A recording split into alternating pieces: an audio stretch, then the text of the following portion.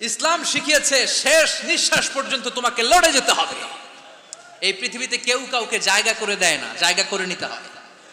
এই পৃথিবীটা, the life is not a bed of roses, এটা ফুল বিছানো কোনো ফুলসজ্জা নয়, এটা কণ্টকাকীর্ণ। কেউ আপনার স্পেস করে দিবে না, কেউ আপনাকে সুযোগ করে দিবে না, কেউ আপনার জায়গা করে দিবে না, বরং আপনি জায়গা করে নিলে টাইনা নিচে নামাবে। কথা বলেন। এজন্য কখনো অলসতাকে স্থান দেয়া যাবে।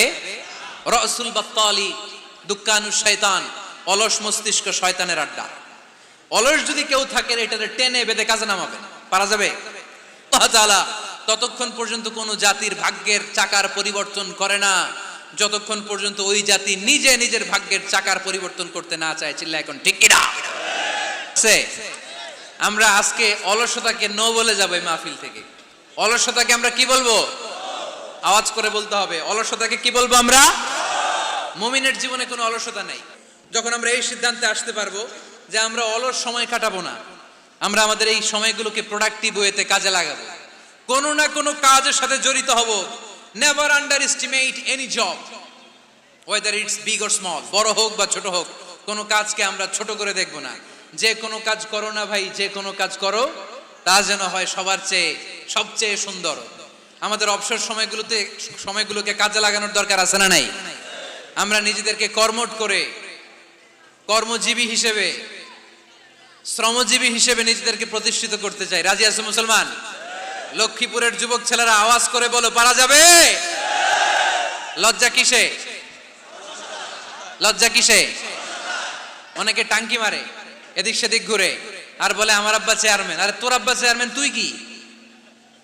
কয় আমার আব্বা MP, member of the parliament. আরে তোর বাবা এমপি, এটা তো তার গৌরব, তোর কি আছে সেটা বল। এজন্য নিজের পায়ে দাঁড়াবো।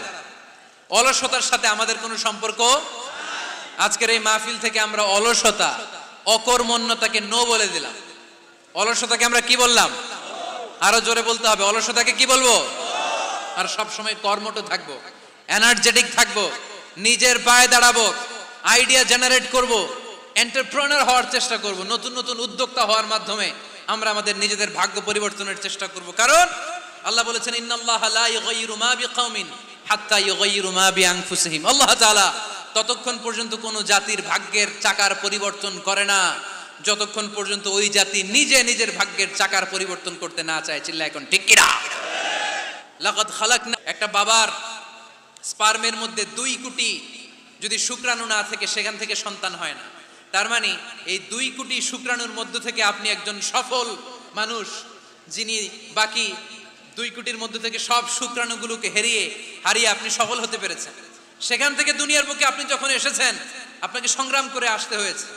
যারা সিজারের মাধ্যমে পৃথিবীতে আসে তাদের এই সংগ্রামটা থাকে না, কিন্তু যারা নর্মাল প্রসেসে পৃথিবীতে আসে তাদের প্রচন্ড সংগ্রাম করে, প্রচন্ড চাপা খেয়ে পৃথিবীতে আসতে হয়। ঠিক কিনা? কারণ আমাদের সাইজ ছিল অনেক বড়।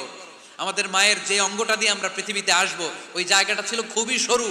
আমাকে সংগ্রাম করে, আমাকে যুদ্ধ করে, আমার নিজের অস্তিত্বের প্রমাণ দিয়ে চিৎকার মেরে এই পৃথিবীতে আসতে হয়েছে। চিল্লায় বলো ঠিক কিনা? এজন্য এই পৃথিবীর বুকে আমরা যতদিন থাকবো সংগ্রাম করে বাঁচতে হবে। ঠিক কিনা? পরিশ্রমে লজ্জা আছে? লজ্জা কিসে? মনে থাকবে লক্ষ্মীপুরের ছেলেরা, যে আয়াত দিয়ে শুরু করেছি সে আয়াত দিয়ে শেষ করছি। যখন সালাতের সময় হয় মসজিদে যাব, আর সালাত যখন শেষ হয় তখন মসজিদের বাইরে আমরা কাজে নেমে পড়বো। রাজি আছি তো? ফাইদা কুদিয়াতিস সালাতু ফান্তাশিরু ফিল আরদি ওয়াবতাগু মিন ফাদলিল্লাহ ওয়া যিকুরুল্লাহা কাসীরান লাআল্লাকুম তুফলিহুন। যখন তোমাদের সালাত শেষ হয়ে যায় তখন তোমরা কর্মস্থলে ছড়িয়ে পড়ো। আল্লাহ শিক্ষা দিয়েছে, যেই পরিস্থিতিতে থাকো না কেন তোমাকে শ্রম ব্যয় করে, কষ্ট করে তোমার উপার্জন করতে হবে, রিজিকের বন্দোবস্ত করতে হবে। চিল্লায় বলেন ঠিক কিনা? ইসলাম আমাদেরকে এটাই শিখিয়েছে, কাজে লজ্জা নাই। আবার বিশ্বনবী বললেন, ইন খামাতিস সাআ ওয়া ফি ইয়াদি আহাদিকুম ফাসিলাতুন, তোমাদের কারো হাতে যদি একটা চারা বীজ থাকে, সে যদি দেখে কিয়ামত হতে শুরু করেছে, ফাইন ইসতাতাআ আন ইয়াগরিসাহা ক্বাবলা আন তাকুমাস সাআ ফালইয়াগরিসহা। কারো হাতে একটা চারা বীজ নিয়ত করেছে, চারা বীজটা রোপণ করবে, ইন দ্য মিন টাইম দেখলো কিয়ামত হতে শুরু করেছে। বিশ্বনবী বললেন, যদি তোমার সুযোগ থাকে কিয়ামত হওয়ার আগে চারা বীজটা রোপণ করে দাও। কথা বুঝতে পেরেছেন? আপনার হাতে একটা চারা বীজ, আপনি প্ল্যান করেছেন এই চারা বীজটা রোপণ করবেন। ইন দ্য মিন টাইম দেখলেন কি হওয়া শুরু হয়েছে? ইযা জুলজিলাতিল আরদু জিলজালাহা, দ্য বিগেস্ট আর্থকোয়েক, ভূমিকম্প শুরু হয়েছে, কিয়ামত হয়ে যাবে। বিশ্বনবী বললেন, কিয়ামত হইতেছে ওদিকে, আর তোমার হাতে যদি চারা বীজ থাকে দেরি করো না, কিয়ামত তোমার কাছ পর্যন্ত আসার আগে সুযোগ পেলে চারা বীজটা রোপণ করে দাও। সালাত শেষ, কাজে ঝাঁপিয়ে পড়ো, আদেশটা কার? তাহলে ইসলামে ইবাদতের অ্যাটিটিউডটা বুঝতে পারছেন? কাজের সময় কাজ, নামাজের সময়, আওয়াজ করে বলেন, কাজের সময়, নামাজের সময়। সুন্দর হয়েছে না বিষয়টা? ফাইদা কুদিয়াতিস সালাতু ফান্তাশিরু ফিল আরদ, যখন তোমাদের সালাত শেষ তখন জমিনে ছড়িয়ে পড়ো। জমিনটাকে আল্লাহ আমাদের জন্য উর্বর বানিয়েছেন। জমিনে বীজ রোপণ করে দিলেই এখানে ফসলের ব্যবস্থা করে দেয় কে? ওয়াল্লাযী জাআলা লাকুমুল আরদা যালুলান ফামশু ফি মানাকিবিহা ওয়া কুলু মির রিজকি ওয়া ইলাইহিন নুশুর। তিনি তো এমন সত্তা যিনি তোমাদের জন্য জমিনটারে ফ্ল্যাট বানিয়ে দিয়েছেন, সমতল বানিয়ে দিয়েছেন। এই জমিনের অলিতে গলিতে, বনে বাদারে, রাস্তায়, সাগরে, পাতালে, পাহাড়ে, বিভিন্ন জায়গায় তোমরা ঘুরে বেড়াও, সেখানে যে আমি আল্লাহর রিজিক তালাশ করো। সুবহানাল্লাহ। এই জমিনটাকে আল্লাহ সাহালাতুল মাসালেক, চলার জন্য সহজ বানিয়ে দিয়েছেন, ফ্ল্যাট, উঁচু নিচু নাই। এই যে লক্ষ্মীপুরের আজকে এই যে প্যান্ডেলের এইখানে উঁচু নিচু আছে, আজকে এইখানে যদি উঁচু হতো ওইখানে নিচু হতো, আমরা ঠিক মতো দেখতে পারতেন? বিমান থেকে এটা খুব সুন্দর দেখা যায়, জমিনটা খুব ফ্ল্যাট দেখা যায়, সমতল। এই সমতল হওয়ার কারণে এখানে চাষাবাদের সুযোগ সুবিধা করে দিয়েছে কে? তাহলে বোঝা গেল এই জমিনটা সমতল এবং উর্বর, ভেরি ফার্টাইল ল্যান্ড।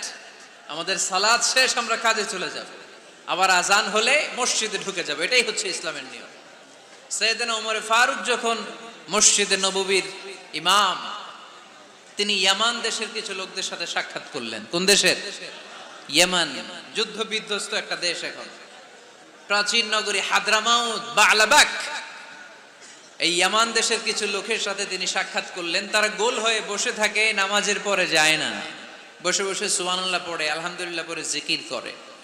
ওমরে ফারুক ভাবলেন, দেখি পরের ওয়াক্তে কি হয়। উনি আসরের নামাজে ইমামতি করতে আসলেন, এসে দেখলেন ইয়ামানের লোকেরা মসজিদের বারান্দায় আশেপাশে বসে আছে, সবাই যায়, এরা যায় না। মাগরিবের সালাতে উনি ইমামতি করতে আসলেন, ওমরে ফারুক নামাজ শেষ করে দেখলেন সবাই চলে যায়, কিন্তু ইয়ামানের লোকগুলো যায় না। এশার সালাত পর্যন্ত তিনি ওয়েট করলেন। এশার নামাজ পড়ে চলে যাওয়ার সময় ওমরে ফারুক দেখলেন সবাই নামাজ পড়ে কাজে চলে যায়, কিন্তু ইয়ামান দেশের লোকগুলো যায় না। ওমরে ফারুক বললেন, মা বালুকুম মা খাতবুকুম, ঘটনা কি? কি হয়েছে তোমাদের? সবাই নামাজ পড়ে চলে যায়, কাজে যায়, তোমরা যাও না কেন? এখানে কি করো? ইয়ামানিরা বলতে শুরু করলো, নাহনু আল মুতাওয়াক্কিলুনা আলাল্লাহ, আমরা এখানে আল্লাহর উপর তাওয়াক্কুল করে বসে আছি। ওমরে ফারুক অবাক হলেন, আনতুম আল মুতাওয়াক্কিলুনা ফিল্লাহ, তোমরা আল্লাহর উপর তাওয়াক্কুল করে বসে আছো? তো এই যে সারাটা দিন ঘাপটি মেরে এখানে বসে থাকলে তোমাদের খাবার আসে কোত্থেকে? উপার্জন হয় কি করে? ইনকাম আসে কোত্থেকে? রুজি রুটি হয় কোত্থেকে? ইয়ামানি লোকগুলো বললো, আমরা এখানে বসে বসে জিকির করি, তেলাওয়াত করি, বুজুর্গের মতো বসে থাকি, আমাদের বুজুর্গিয়া জিকির দেখে আশেপাশের লোকেরা এসে আমাদেরকে খাবার দিয়ে যায়। ওমরে ফারুক বললেন, সর্বনাশ, তাইলে তো তোমরা আল মুতাওয়াক্কিলুনা ফিল্লাহ নও, তোমরা হচ্ছে আল মুতাওয়াক্কিলুনা আলা বা'দিকুম বা'দা, একে অপরের উপর নির্ভরশীল। যারা প্লেটে করে খাবার নিয়ে আসে তোমরা তাদের উপর তাওয়াক্কুল করছো, কারণ তারা যদি প্লেট ভরে খাবার নিয়ে আসে তোমাদের পেটে কোনো দানা পানি পড়বে না। তোমরা আল্লাহর উল্লাহ নও, তোমাদের সাধ্যের সবটুকু করার পরে তারপরে তোমরা তাওয়াক্কুল করবে। কি সুন্দর ইসলাম! এক সাহাবী বললেন, ইয়া রাসূলুল্লাহ, আমি ওটে চড়ে এসেছি, তো আপনি তো আমাদেরকে তাওয়াক্কুলের ওয়াজ করেছেন, আমি ওটের রশিটা গাছের মধ্যে না বেঁধে যদি শুয়ে থাকে আল্লাহর উপর তাওয়াক্কুল করি, ওটটা থাকবে না? বিশ্বনবী বললেন, না, তোমার ওট থাকবে না, আগে রশি দিয়ে ওটটা বাঁধো, ইআকিলহা সুম্মা তাওয়াক্কাল আলাল্লাহ, আগে টাইট করে রশি দিয়ে গাছের সাথে ওটা রশিটা বাঁধো, এরপর আল্লাহর উপর তাওয়াক্কুল করো। এইটার নাম তাওয়াক্কুল। চিল্লায় বলেন ঠিক কিনা? আপনার পার্টটা আপনার করতে হবে। আপনার যে রোল, এই রোলটা প্লে করতে হবে। আপনার সর্বোচ্চটুকু করার পরে আমরা তাওয়াক্কুল করি একজনের উপর। চিল্লায় বলেন তিনি কে? ওমর ফারুক বললেন, তোমরা মুতাওয়াক্কিলুনা আলাল্লাহ নাও, তোমরা বের হয়ে যাও। খবরদার এরপরে কোনো দিন তোমাদেরকে যেন এই মসজিদের মধ্যে ঘাপটি মেরে গোল হয়ে বসে থাকতে না দেখা যায়। কারণ ফাইদা কুদিয়াতিস সালাতু ফান্তাশিরু ফিল আরদ ওয়াবতাগু মিন ফাদলিল্লাহ। ইসলামের বিধান হচ্ছে যখন নামাজ শেষ মসজিদে বসে থাকা যাবে। চিল্লায় বলেন বসে থাকা যাবে? যাবে না। সর্বোচ্চটুকু করে তারপরে আপনাকে বের হয়ে যেতে হবে। প্রতিদিন সকালবেলা পাখির বাসা থেকে দেখবেন পাখিগুলো খালি পেটে বের হয়ে যায়। আপনাদের এই এলাকায় পাখির বাসা আছে? কি পাখির বাসা আছে?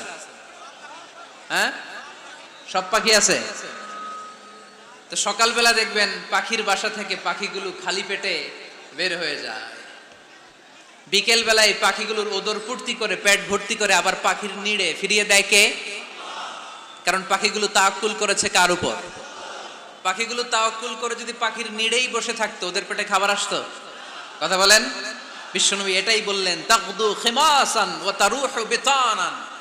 তোমরা যদি পাখির মতো তাওয়াক্কুল করো, মানে আল্লাহর উপর তাওয়াক্কুল করে জমিনে বের হয়ে যাও, তোমাদেরও রিজিকের দায়িত্ব নিয়ে নিবে কে? সকালবেলা প্রতিটা পাখি না খেয়ে বের হয়ে যায়। একটা পাখির পেটের ভেতরে কোনো দানা পানি নাই, কিন্তু আল্লাহর উপর তাওয়াক্কুল করে পাখিগুলো যখন বের হয়ে যায়, বিকেল বেলা পেট ভর্তি করে ওদর ভর্তি করে আবার পাখির নিরে পাখিগুলোরে ফিরিয়ে দেয় কে? পাখিগুলোকে আমাদের মতো খাবার জমা করে রাখতে পারে?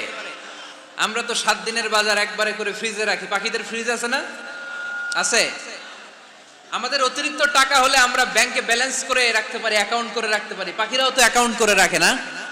না, প্রতিদিন না খেয়ে বের হয়। কালকে ওই পাখিটা কি খাবে, কোন জায়গা থেকে তার রিজিকের ব্যবস্থা হবে আল্লাহ ছাড়া কেউ জানে। এটার নাম তাওয়াক্কুল। নাম কি? আমাদের সাধ্যের, আমাদের ক্যাপাসিটি, আমাদের ক্যাপাবিলিটির সবটুকু করে আমরা তাওয়াক্কুল করি একজনের উপর। চিল্লায় বলেন তিনি কে?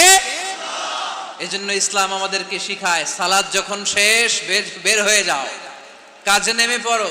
কাজে কোনো লজ্জা নাই, পরিশ্রমে কোনো লজ্জা আছে? যিনি রিক্সা চালায় এতে তার কোনো লজ্জা আছে? দিনমজুর, কুলি, ঠেলা গাড়ি চালায়, ছোট্ট ব্যবসা করে, এতে কোনো লজ্জা আছে? লজ্জা নাই। খেয়াল রাখবেন, লজ্জা হচ্ছে অলসতায়। লজ্জা কিসে? বিষ্ণু ঈসা ইসলাম বলেছেন, মা আকালা আহাদুন তুআমান কাত্তু খায়রুম মিন আইয়াকুলা মিন আমালি ইয়াদি। নিজ হাতে উপার্জিত খাবারের চেয়ে, অর্থের চেয়ে শ্রেষ্ঠ খাবার পৃথিবীর কোন মানুষ কোনোদিন ভক্ষণ করে নাই। চিল্লায় কোন সুবহানাল্লাহ। শ্রেষ্ঠতম খাবার নিজ হাতে উপার্জিত খাবার। ঘাম জড়িয়ে যে অর্থ উপার্জন করা হয়, যে ইনকাম করা হয়, এটা হালাল। আর হালাল খেয়ে দোয়া করলে কবুল করে কে? এজন্য খেটে খাওয়া মানুষ, শ্রমজীবী মানুষ আর মেহনতি মানুষদেরকে বিশ্বনবী খুব ভালোবাসতেন। তারা বিশ্বনবীর বন্ধু আর বিশ্বনবী ছিল তাদের বন্ধু। সুবহানাল্লাহ পড়েন। এত ভালোবাসতেন বিশ্বনবী খেটে খাওয়ার মেহনতি মানুষদেরকে। সব সময় বিষ্ণু ঈসা ইসলাম তাদের জন্য দোয়া করতেন। এজন্য যারা খেটে খায় তারা কপালওয়ালা, তারা মুস্তাজাবুদ দাওয়া। তারা কি? মুস্তাজাবুদ দাওয়া মানে এমন ব্যক্তি যে ব্যক্তি দোয়া করতে দেরি হয় কিন্তু দোয়া কবুল হতে দেরি হয় না।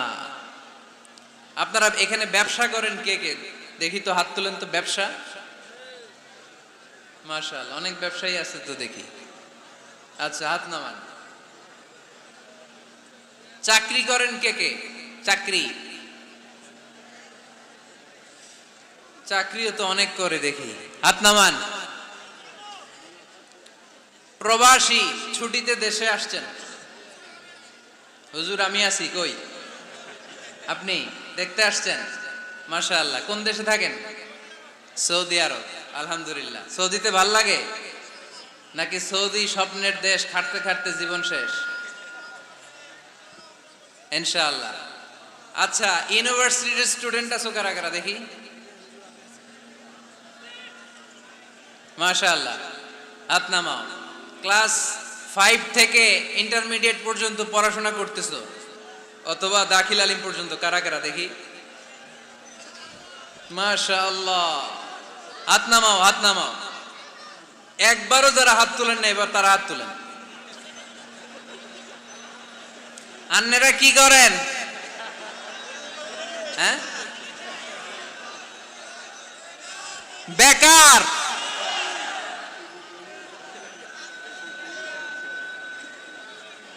বাংলাদেশে চাকরির বাজার খুব মন্দা, ঠিক কিনা? বাংলাদেশ ইন্ডিয়াতে চাকরি পেতে অনেক কষ্ট। সামান্য একটা পদের জন্য যেখানে চেয়েছে ক্লাস 8 পাস, এখানে ডবল মাস্টার ডিগ্রি অ্যাপ্লাই করছে কয়েক লক্ষ। এজন্য আমাদেরকে উদ্যোক্তা হতে হবে। You have to be the entrepreneur. আমাদের উদ্যোক্তা দরকার, বেশি বেশি নতুন নতুন উদ্যোক্তা। নিজেই এমন আইডিয়া নিয়ে আসবে যেই আইডিয়া বিক্রি করে দুর্দান্ত আইডিয়া দিয়ে তুমি পুরো দেশ কাঁপিয়ে দিতে পারো। পারা যাবে না লক্ষ্মীপুরের ছেলেরা?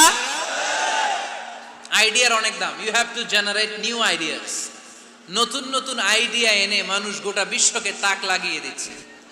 এই যে গত কয়েক বছর আগে কারের একটা রাইড চালু হয়েছে, নাম হয়েছে উবার। কি নাম? ঢাকায় যারা চলাফেরা করেন তারা হয়তো চড়েছেন। উবারের নাম শুনছেন না? এই উবার কোম্পানি কি করে জানেন? নিজেদের ব্যবসা নাই, পুঁজি নাই, পাত্তি নাই, অফিস নাই, কিচ্ছু নাই, কোটি কোটি টাকা হাতায় নিচ্ছে। Just idea, just they are generating new ideas. নতুন নতুন আইডিয়া দিয়ে গোটা বিশ্ব কাঁপিয়ে নিয়েছে একটা মোবাইল অ্যাপসের মাধ্যমে। কিসের মাধ্যমে? Mobile apps. একটা কোম্পানি খুলেছে, গোটা বিশ্বের সব প্রাইভেট কারওয়ালারা ওইখানে রেজিস্ট্রেশন করে আপনি মোবাইলে কোথায় যাবেন, কোত্থেকে যাবেন লিখবেন, গাড়ি আপনার বাড়ির সামনে এসে হাজির। তার একটা পার্সেন্টেজ ওই উবার কোম্পানি পায়। ইউনাইটেড স্টেটস অফ আমেরিকার একটা স্টেট আছে সান ফ্রান্সিসকো, ওইখান থেকে শুরু করছে। 775টা সিটিতে ওদের অপারেশন আছে। বাংলাদেশে ঢাকাতেও আছে। আমি মালয়েশিয়াতে থাকি, ওখানেও আছে, ওখানেও আমরা চড়ি। প্রায় 63টা দেশে ওদের কাজ বাজ আছে। গত বছরে 2018 সালে ওদের প্রফিট ছিল, রেভিনিউ ছিল 11.27 billion US dollar, 11.27 US billion dollar. Just they are selling their ideas. নতুন নতুন আইডিয়া দিয়ে গোটা বিশ্ব কাঁপাচ্ছে। এই উবার যখন চালু হলো, আমি তখন মালয়েশিয়ায় শুনলাম বাংলাদেশে নতুন আর একটা বাইর হইছে, পাঠাও। কি নাম? এটা বোধহয় সারা বাংলাদেশ ব্যাপী হয় নাই, 3টা জায়গায়, সিলেটে, চট্টগ্রামে আর ঢাকায়। এরা আরো চালাক। বাংলাদেশের ছেলেপেলেদের মাথায় চিকন চিকন অনেক বুদ্ধি। এরা ভাবলো এই উবার দিয়ে আর আমরা কত আগাবো, আমাদের গাড়ি আরো ছোট করতে হবে। এরা মোটরসাইকেল রাইড দেওয়া শুরু করছে। জ্যামের শহর ঢাকা, চিপা চাপা দিয়া এরা আপনারা নিয়ে জায়গা মতো পৌঁছায় দেবে। তো এই যে উবারের পরে আমাদের ছেলেরা বানাইলো পাঠাও। এরপরে কত কিছু বানাচ্ছে ছেলেপেলেরা, আমি তো এগুলো দেখে অবাক। রকমারি.com নাম শুনছো? বিক্রয়.com নাম শুনছো? ঘরে বসে বসে কোটি কোটি টাকা হাতিয়ে নিচ্ছে তারা। Just they are selling their ideas. যেহেতু আমাদের চাকরি কম, ওই চাকরির বাজারে আমরা লাইন দিতে চাই না। আমাদের মেধাকে খাটিয়ে খাটিয়ে আমরা নতুন তরুণ উদ্যোক্তা বানাতে চাই। চিল্লায় বলো ঠিক কিনা? উদ্যোক্তা যত বাড়বে ততই দেশের কল্যাণ হবে। মানুষ তাদের আইডিয়াকে কাজে লাগিয়ে গোটা বিশ্বকে তাক লাগিয়ে দিচ্ছে। আমরা আমাদের সমতল ভূমিতে চাষ করতে চাই না। মালয়েশিয়াতে একটা এলাকা আছে ক্যামেরুন হাইল্যান্ড, ওরা পাহাড়ের মধ্যে চাষাবাদ করে গোটা মালয়েশিয়ার খাদ্যদ্রব্যের অভাবকে মুক্ত করে দিয়েছে। পাহাড়ের মধ্যে ওখানে ফুলের বাগান, ক্যামেরুন হাইল্যান্ড প্রায় 6000 ফিট উঁচু, প্রচন্ড ঠান্ডা। এই ঠান্ডা পাহাড়ি হিল ট্রাক্টস এরিয়াতে মালয়েশিয়ার এই ক্যামেরুন হাইল্যান্ডে ওখানে আছে ফুলের বাগান, আছে ফলের বাগান, আছে চায়ের বাগান, ওখানে মধুর চাষ হয়, ওখানে শাকসবজি চাষ হয়, ওখানে অনেক কিছু চাষাবাদ হয়। ওই ফলমূল শাকসবজি দিয়ে গোটা মালয়েশিয়ার 14টা স্টেটে যত শাক সবজি ফলমূল লাগবে ওরা আঞ্জাম দেয়। আর আমরা আমাদের সমতল ভূমিতে চাষ করতে চাই না। আমরা চাষাবাদকে খুব লজ্জা মনে করি। এটা ভুল আইডিয়া। আমাদের যে এলাকা যেই জিনিসের জন্য বিখ্যাত ওইটাকে আমাদের ব্র্যান্ডিং করতে হবে। লক্ষ্মীপুর কিসের জন্য বিখ্যাত? নারিকেল সুপারি। নারিকেল সুপারি যে পৃথিবীর কত মানুষ, ইন্দোনেশিয়ান লোকেরা মুড়ির মতো খায় নারিকেল আর সুপারি। তো এইটারে আমাদের ব্র্যান্ডিং করতে হবে। যেই দেশে যেটা আছে, যে এলাকা যেই পণ্যের জন্য বিখ্যাত ওইটা আমাদের ব্র্যান্ডিং করতে হবে। আমাদের আদমজির জুট মিল বন্ধ না? ভাওয়ানি জুট মিল বন্ধ। আমাদের পাট শিল্পকে ধ্বংস করে দিয়ে ইন্ডিয়া এখন ওই কটনের পাঞ্জাবি বানায়, জুট কটনের পাঞ্জাবি, আছে না নাই? পুরা বাংলাদেশের মার্কেট এই জুট কটনের পাঞ্জাবি দিয়ে সয়লাভ। আমাদের বাংলাদেশের পাট দিয়ে যদি আমরা মিহি পাঞ্জাবি বানাতে পারতাম, গোটা বিশ্ববাজারকে আমরা দখল করে নিতে পারতাম, ঠিক কি না? এজন্য আমাদেরকে নতুন নতুন আইডিয়া জেনারেট করতে হবে। চাকরির পিছনে বসে থাকলে চলবে না। আর আজান যদি হয়ে যায় ছুটে যাব মসজিদে, আর নামাজ শেষ হলে আমরা আমাদের কাজের দিকে চলে যাব। চিল্লায় বলেন ঠিক কি না? যেটাই করব আমরা ভালোভাবে করব। আল্লাহ বলেছেন লিয়াবলুয়াকুম আইয়ুকুম আহসানু আমালা। লক্ষ্মীপুরের ভাইয়েরা আওয়াজ করে উত্তর দেন, আওয়াজ করে উত্তর দিতে হবে। জান্নাতে যেতে হলে 100তে কত নাম্বার পেতে হবে? হ্যাঁ, হয় নাই 51। কি নাম তোমার? হ্যাঁ, ফরহাদ। জান্নাতে যেতে হলে 100তে আমার দরকার 51। 100তে কত লাগবে? ফাআম্মা মান সাকুলাত মাওয়াজিনুহু ফাহুয়া ফি আইশাতির রাদিয়া।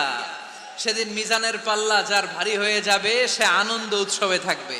তো মিজানের পাল্লা ভারী হওয়ার জন্য 100তে আমার কত পাওয়া লাগবে? কত পাওয়া লাগবে? 51 পেলেই হয়ে যাবে। এজন্য আল্লাহ বলছেন লিয়াবলুয়াকুম আইয়ুকুম আহসানু আমালা। যেটাই করবে ভালোভাবে করবে। আল্লাহ এটা পরীক্ষা করতে চান যে আমরা ভালোভাবে কে কতটুকু আমল করেছি। যারা আরবি বুঝেন আলেম ওলামা আপনারা জানেন, এখানে আল্লাহ বলেননি লিয়াবলুয়াকুম আইয়ুকুম আকসারু আমালা। আল্লাহ এটা দেখতে চান যে তোমাদের মধ্যে থেকে কে বেশি আমল করে, এটা বলছে আল্লাহ? বলে নাই। আল্লাহ বলেছে লিয়াবলুয়াকুম আইয়ুকুম আহসানু আমালা, যে ভালো করে করে।